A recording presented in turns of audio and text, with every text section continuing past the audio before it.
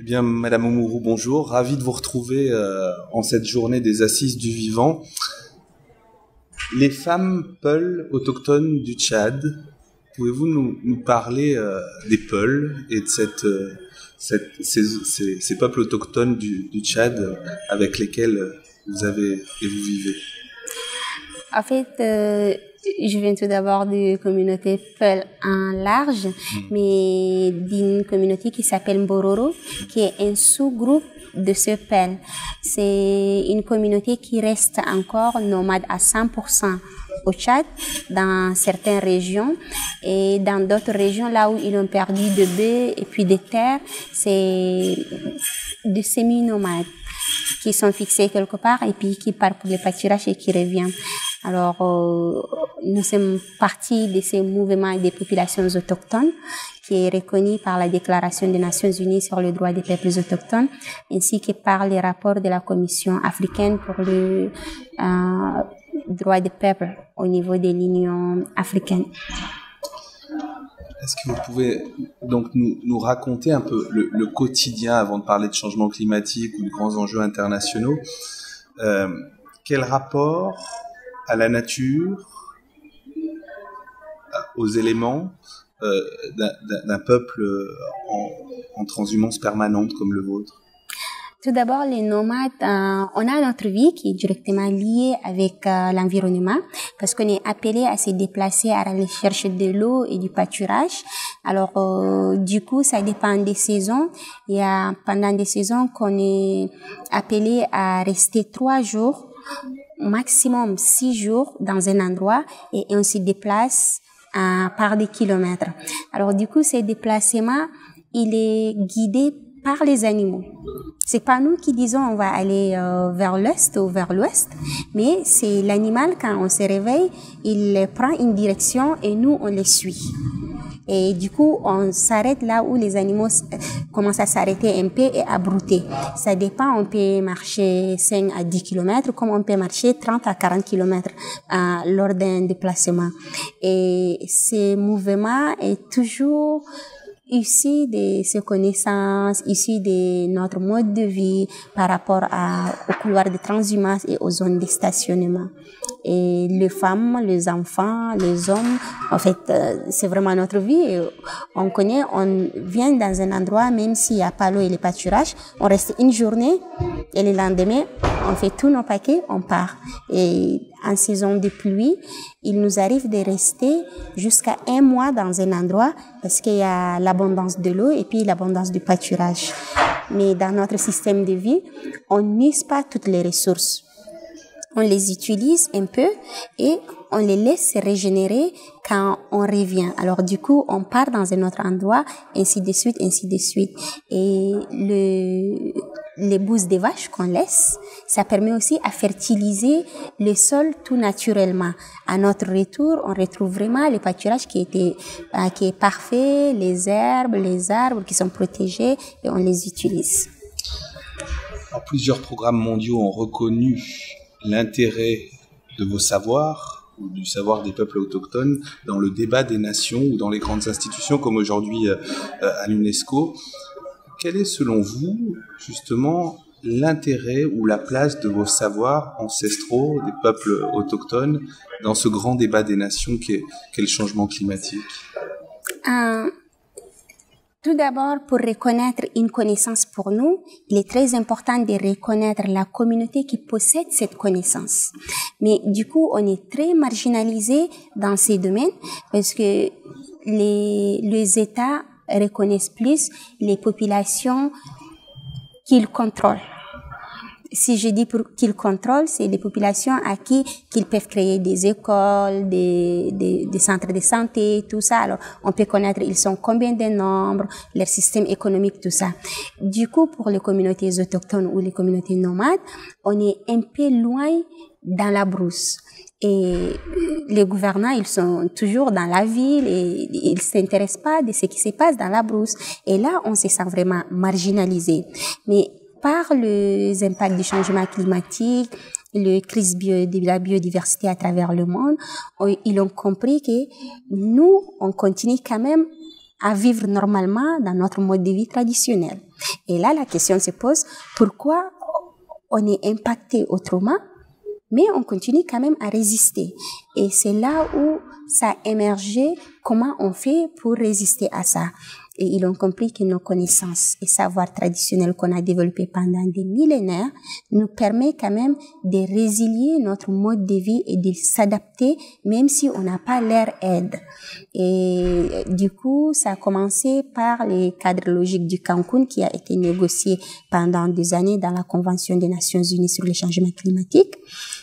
Et du coup, qui a été adopté en 2010 à Cancun. Et aussi, sur la biodiversité, on a revenu pour parler de l'article 8J qui reconnaît l'importance de ces connaissances traditionnelles et de ces savoirs. Et l'article 10C qui reconnaît aussi l'implication des communautés autochtones. Et là, on revient tout de suite sur, on a les connaissances, mais qui ont été exploitées par des chercheurs et qui par irréel, j'ai retrouvé une connaissance et je suis expert en ceci, en cela. Et nous, on n'était pas d'accord de prendre notre identité, notre connaissance, d'aller l'exposer à l'air non en nous oubliant. C'est une façon de nous marginaliser encore de plus.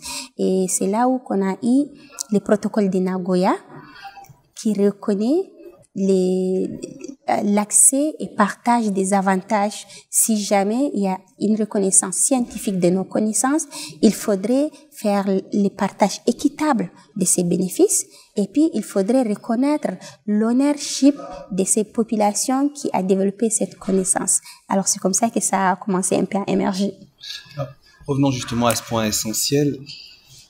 Reconnaître cette connaissance ou la propriété, dirions-nous, pour le traduire, ownership en français de ces connaissances, c'est les vôtres. Quelle attente en retour?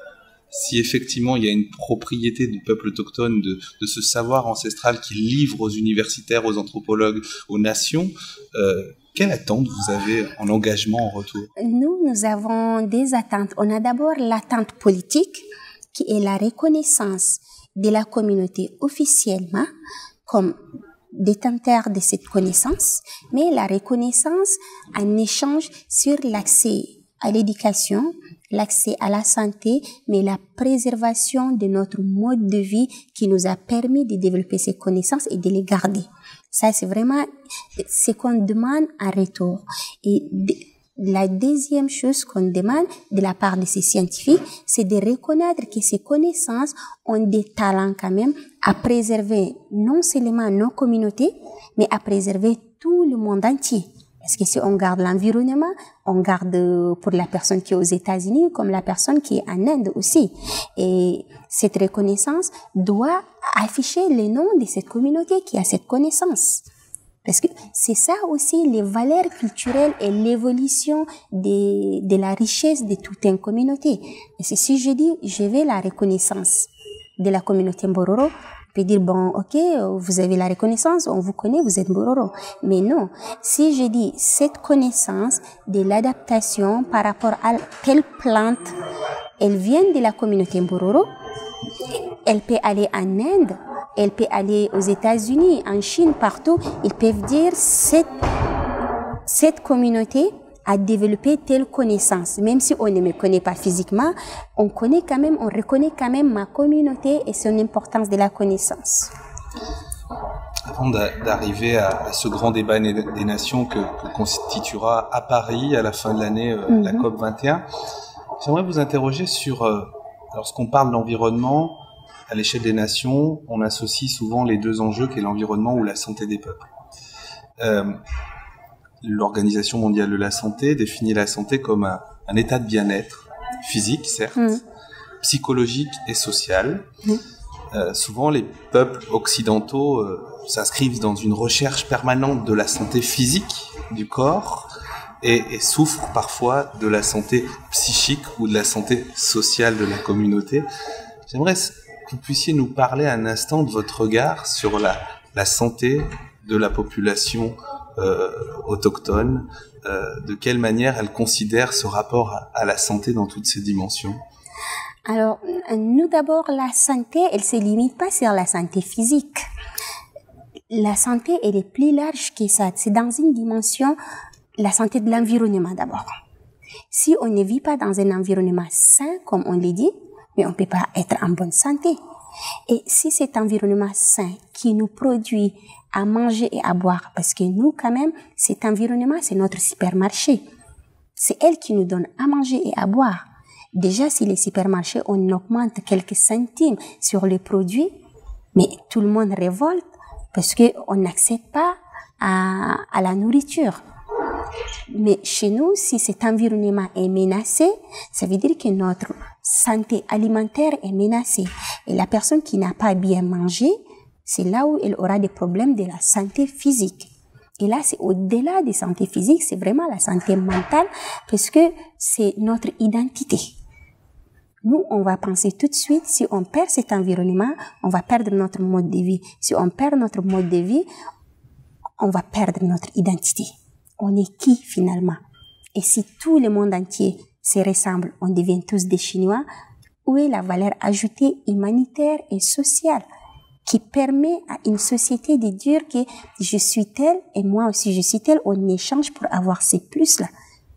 Donc pour conserver cette diversité humaine, ces valeurs culturelles et ces valeurs sociales, il faudrait une santé environnementale. Et la santé environnementale qui va découler de la santé communautaire et la santé humaine ainsi que la santé individuelle. Et cet environnement, c'est elle qui nous donne aussi les médicaments pour se soigner. Parce qu'on n'a pas des hôpitaux. Jusqu'à là, on l'a pas. Les politiques ont promis, bien sûr, on espère dans le futur. Mais jusqu'à quand? Entre-temps, nous, on se soigne par rapport aux herbes qui existent, par rapport aux arbres. Et puis, on essaye de boire l'eau du mar où nos bétails aussi boivent. Ça veut dire que c'est pas vraiment sain.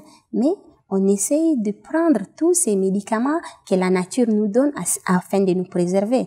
Et si cette nature, elle n'est pas en bonne santé, ça découle vraiment de conséquences très lourdes pour nous. Finissons donc cet événement aujourd'hui des Assises du Vivant constitue, comme ça a été dit tout à l'heure, un des premières rencontres, un des premiers échanges pour préparer ce grand défi, ce grand débat des nations autour du climat à Paris, en France, à la fin de l'année. Quelles attentes individuelles d'abord, peut-être collectives à l'échelle des peuples autochtones, vous pourriez avoir d'un tel débat? On nous a parlé, de participation citoyenne. Vous êtes aujourd'hui peut-être seul aujourd'hui. Est-ce que demain, d'autres représentants des peuples autochtones pourraient participer, siéger, amener leur contribution à ce débat français? Quelles sont vos attentes en ce sens-là? Je crois que la COP de Paris 2015 sera d'une grande valeur pour nous en tant que populations autochtones.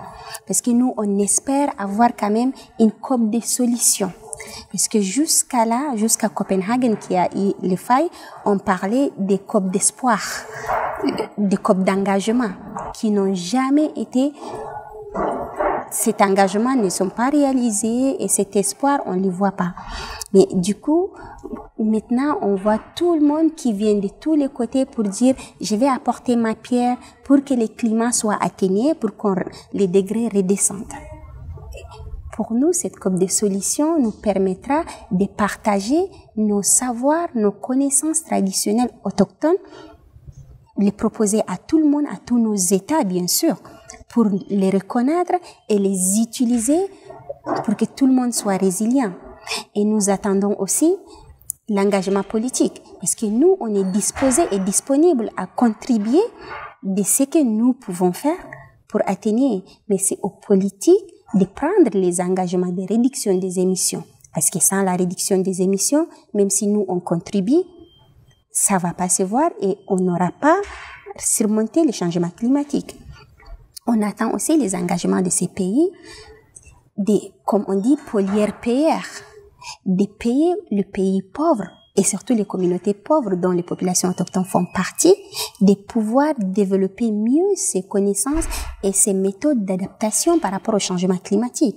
Donc, il faudrait vraiment l'engagement financier soit là, l'engagement de réduction soit là, mais aussi l'engagement de solutions, que ces États prennent des responsabilités d'un développement durable basé sur les énergies renouvelables, mais basé aussi sur l'équité entre l'atténuation et l'adaptation.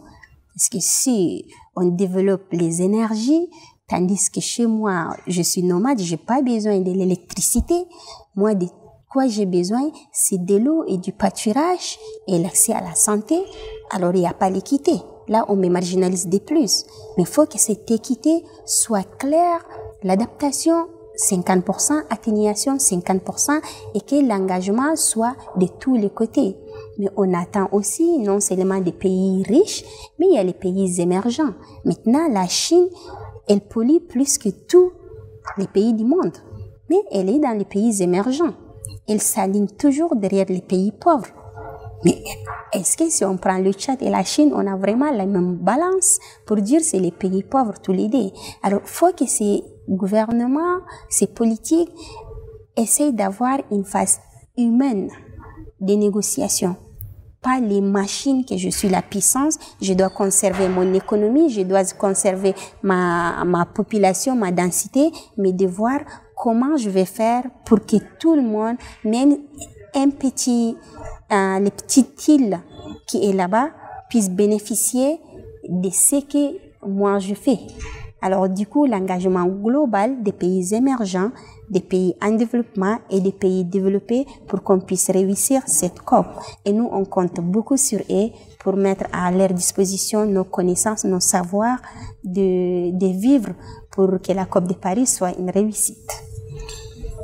Je vais finir, je pourrais vous écouter des heures, Madame Oumourou, je vais finir par vous demander pour la dernière minute, en une petite minute, de livrer aux enfants du monde francophone, puisque nous sommes à l'UNESCO, oui, et que sans doute l'avenir appartient à ceux qui sont jeunes et qui apprennent le monde ou le construiront demain, votre message au nom de votre peuple autochtone aux enfants francophones du monde.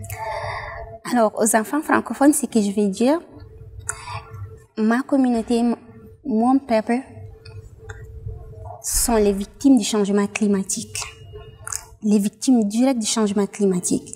Mais on a à offrir pour la planète, pour la sauver. Et on a à offrir pour préserver aussi notre génération. J'ai envie d'avoir des enfants qui vont vivre sur une planète saine et continuer cette génération jusqu'à longtemps. Ce que je vais leur dire, c'est d'essayer de consommer modérément, de protéger l'environnement et chaque geste compte.